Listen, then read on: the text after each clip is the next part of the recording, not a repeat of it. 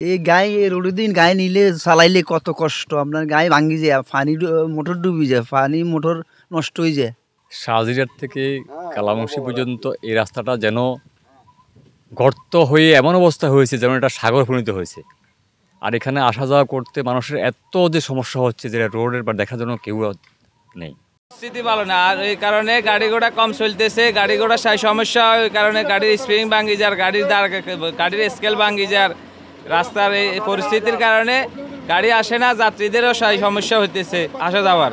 আওয়ামী লীগের যুগ থেকে শুরু করে এর আগ থেকে রোডটার কোনো মেরামত হয় না। এখানে বন্যার পর থেকে অনেক লোক এই জায়গাতেও অ্যাক্সিডেন্ট হয়েছে, বাস স্ট্যান্ডের পরে অ্যাক্সিডেন্ট হয়েছে। এখানে এক এক গর্ত পড়ে রয়েছে, দেখা গেছে যে ডেলিভারি রুগী যদি কোম্পানির হাট এবং চৌধুরীর হাট ওদিক থেকে কোনো যদি রুগী মেজ দিতে নেওয়া হয় অথবা যদি কবিরহাট আনতে হয়, রুগীগুলো পথের মাধ্যমে আরও কষ্ট হয়, বাড়িতে যে রুগীগুলো কষ্ট অর্ধেক পায়। আর এই রোড দিয়ে যাইতে অনেক ডেলিভারি রুগী অনেক অ্যাক্সিডেন্ট হয়েছে এবং অনেক ডেলিভারি রুগী অনেক মারাত্মক ভোগান্বিত হয়েছে।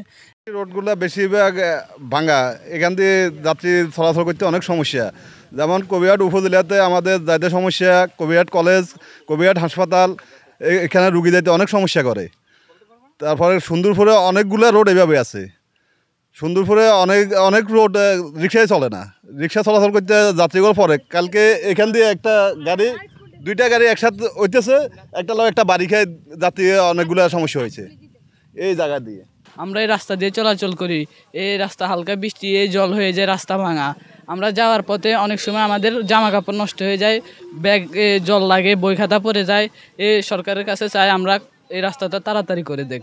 তো এই রাস্তাতে আমি মনে করেন যে কালামুশি থেকে কবিরহাট পর্যন্ত এই রাস্তাতে প্রতিটা দিন কমপক্ষে আমার 2 থেকে 3 বার এই রাস্তাতে আপ ডাউন হয়।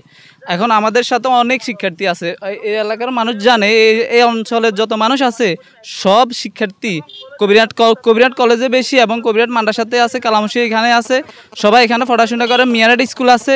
কিন্তু এই রাস্তাটা আমলিকের আমল থেকে ধরে এই রাস্তাটা অর্ধেক রাস্তা অর্ধেক খালের ভিতরে চলে যাইতেছে। তারপরে রাস্তাটার ভিতরে আপনারা দেখতেছেন কি যে অবস্থা, পানি এক গিরা হয়। গতবার একবার বর্ষায় ফোলাফাইন পরীক্ষা দিতে পারে নাই, ফোলাফাইন ভিজে তারপরে রাস্তায় গেছে। এবার পর্যন্ত বন্যা আসতেছে, রাস্তার কোনো কাজ নেই।